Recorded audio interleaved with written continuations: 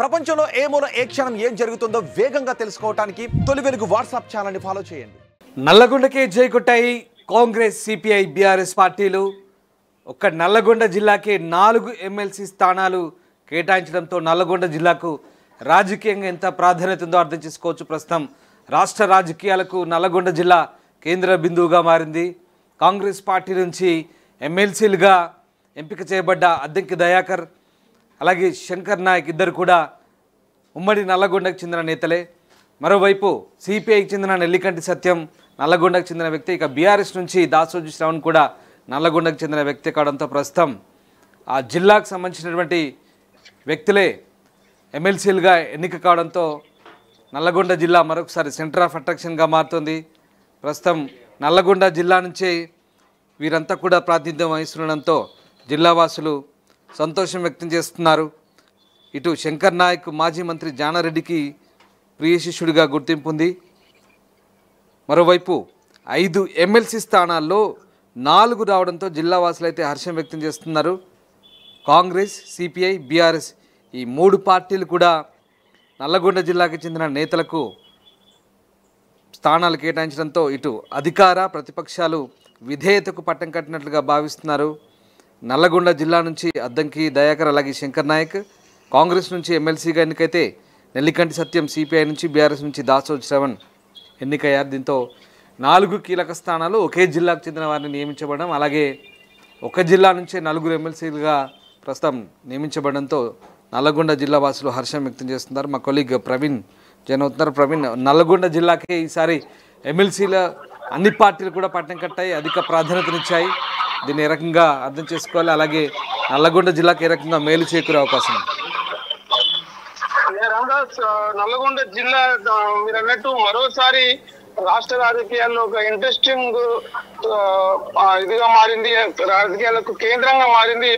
ఇప్పటికే నల్గొండ జిల్లా నుంచి మంత్రి కోమటిరెడ్డి, మంత్రి ఉత్తమ్ కుమార్ రెడ్డి ఇద్దరు మంత్రులు ఉన్నారు ఒక జిల్లా నుంచి.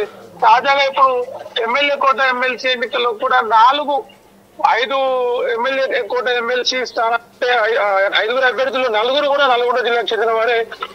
అతనికి దయాకర్ కావచ్చు, శంకర్ నాయక్ కావచ్చు, బీఆర్ఎస్ నుంచి దాసోజు శ్రవణ్ కావచ్చు, సిపిఐ నుంచి నెల్లికంటి సత్యం కావచ్చు, 4 కూడా నల్గొండ జిల్లాకు చెందిన వాళ్ళే. దీంతో జిల్లా ప్రజలంతా కూడా ఒక రకంగా సంతోషంగా ఉన్నారని చెప్పొచ్చు. విజయశాంతి మినహా మిగతా అందరూ కూడా నల్గొండ జిల్లాకు చెందిన వారే.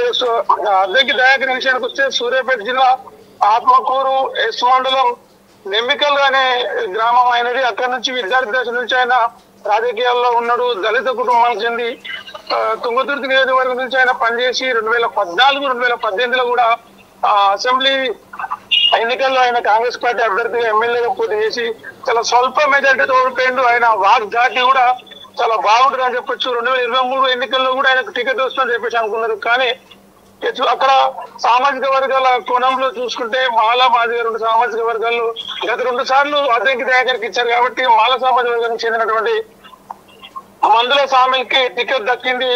దీంతో ఇక నిత్యం సోషల్ మీడియాలో యాక్టివ్గా ఉంటూ అంత ముందుకు ఎట్లా యాక్టివ్గా ఉన్నాడో టికెట్ దక్కకపోయినా కూడా పార్టీలో యాక్టివ్గా ఉంటూ సోషల్ మీడియాలో యాక్టివ్గా ఉంటూ ప్రభుత్వం మీద, కాంగ్రెస్ ప్రభుత్వం మీద ప్రతిపక్షం బీఆర్ఎస్ చేసే దాడికి ప్రతి దాడిగా, ప్రతి కౌంటర్ గా ఇస్తూ ఆయన ఉన్నారు. దీంతో ఆయనకు ఎంపీ ఎన్నికల్లో ఇస్తామని చెప్పి ఎమ్మెల్యే అసెంబ్లీ ఎన్నికల సమయంలో పార్లమెంట్ స్థానం ఇస్తామని చెప్పేసి నచ్చజెప్పి ఉన్నప్పటికీ పార్లమెంట్ స్థానం కూడా ఇవ్వలేదు. కాగా తాజాగా ఈ ఎమ్మెల్సీ ఎన్నికల్లో అయితే ఆయనకు అభ్యర్థిగా అవకాశం కల్పించారు. ఇక కేతావత్ శంకర్ నాయక్ మరో కాంగ్రెస్ పార్టీ అభ్యర్థి, ఆయన ఎన్ఎస్ఐలో పనిచేసి యూత్ కాంగ్రెస్ నేతగా కూడా రాజకీయ ప్రస్థానం ప్రారంభించారు.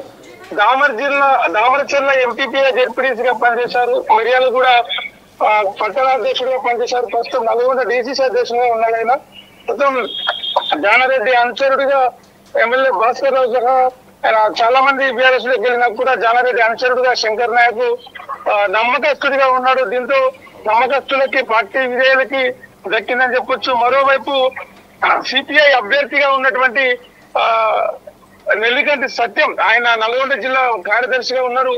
ఆయన అభ్యర్థిత్వాన్ని కూడా పార్టీకి ఖరారు చేసింది. ఇప్పటికే నామినేషన్ కూడా పూర్తయింది. మిత్రపక్షంలో భాగంగా, ఎన్నికల పూర్తిలో భాగంగా కాంగ్రెస్ పార్టీకి ఉన్న 4 సీట్లలో ఒకటి సిపిఐ అప్పచెప్పారు. ఆ సిపిఐ కూడా నల్గొండ జిల్లా నుంచే తమ అభ్యర్థిని ఎంపిక చేసింది. నల్గొండ జిల్లా మునుగోడు నియోజకవర్గం ఎలగలగూడెం గ్రామం వాళ్ళది. విద్యార్థి దర్శించిన ఆయన కూడా విద్యార్థి దర్శించిన వామపక్ష భావజాలంతో విద్యార్థి నాయకుడిగా ఉంటూ ఈ రోజు రాష్ట్ర స్థాయి, జిల్లా స్థాయి, జిల్లా కార్యదర్శిగా రాష్ట్ర స్థాయి నాయకుడిగా ఎమ్మెల్సీ అభ్యర్థిగా ఎంపికై ఎమ్మెల్సీ కావడం అనేది అటు మునుగోడు ప్రజలు, నల్గొండ జిల్లా ప్రజలు కూడా ఒక సంతోషాన్ని వ్యక్తం చేస్తున్నారు. మరోవైపు ఇక ప్రతిపక్షం బీఆర్ఎస్ కూడా నల్గొండ జిల్లాకు చెందినటువంటి దాసోజు స్థానానికి టికెట్ కేటాయించింది. తెలంగాణ ఉద్యమ సమయంలో ఆయన కీలకంగా పనిచేసిందని చెప్పొచ్చు. 2023లో ఆయన టీఆర్ఎస్ పార్టీలో వచ్చినప్పటి నుంచి మొదటి వరకు కూడా పార్టీ పదవులే ఉన్నాయి కానీ ప్రభుత్వ పరంగా చట్టసభలకు సంబంధించి ఎలాంటి ప్రాతినిధ్యం లేకపోయి ఉండే. అయితే 2023 గవర్నర్ కోట ఎమ్మెల్సీగా ఆయనను చేద్దామని చెప్పేసి అవకాశం కల్పించారు. కానీ కొన్ని సమస్యల వల్ల అప్పటికి గవర్నర్ తిరస్కరించడంతో ఆయన ఎమ్మెల్సీ కావడం అనేది అయిపోయింది. ఇప్పుడు తాజాగా ఎమ్మెల్యే కోటాలు ఆయనను ఎమ్మెల్సీగా అభ్యర్థిగా ప్రకటించారు. దీంతో ఇటు నలుగురికి 5 ఎమ్మెల్యే ఎమ్మెల్సీ కోటా అభ్యర్థుల్లో 4 కాంగ్రెస్ పార్టీ, మన నల్గొండ జిల్లా నుంచి కాంగ్రెస్ పార్టీ నుంచి 2 సిపిఐ, 1 బీఆర్ఎస్, 4 కూడా ఏదైతే నల్గొండ జిల్లా నల్గొండ నుంచి రావడం అనేది నల్గొండ జిల్లా మరోసారి రాష్ట్ర రాజకీయాల్లో కీలకంగా చర్చనీయ రాజకీయ కేంద్రంగా మారిందని చెప్పొచ్చు. మొన్నటి అసెంబ్లీ ఎన్నికల్లో కూడా కాంగ్రెస్ కు నల్గొండ నుంచి మంచి ఫలితం అయితే వచ్చింది. 2 మంత్రులు కూడా నల్గొండ జిల్లా నుంచి ఉన్నారు. ఇప్పుడు 4 ఎమ్మెల్సీలు నల్గొండ జిల్లాకే ఉండడం వల్ల నల్గొండ జిల్లా ప్రజలు జిల్లా సమస్యలే కావచ్చు, జిల్లా అభివృద్ధి మరింత కొంత వేగంగా పరిష్కారం అయ్యే, వేగంగా అభివృద్ధి చెందే అవకాశం ఉందని చెప్పేసి భావిస్తున్నారు.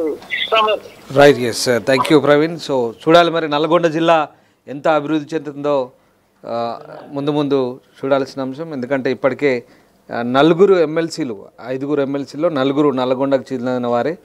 ఇక అన్ని పార్టీలు కూడా నల్గొండ జిల్లా వాసులకే పట్టం కట్టడంతో ఒక్కసారి మళ్ళీ సెంటర్ ఆఫ్ అట్రాక్షన్గా మారింది. నల్గొండ రాజకీయాలకు కేంద్ర బిందువుగా మారింది. ప్రపంచంలో ఏ మూల ఏ క్షణం ఏం జరుగుతుందో వేగంగా తెలుసుకోవడానికి తొలి వెలుగు వాట్సాప్ ఛానల్ని ఫాలో చేయండి.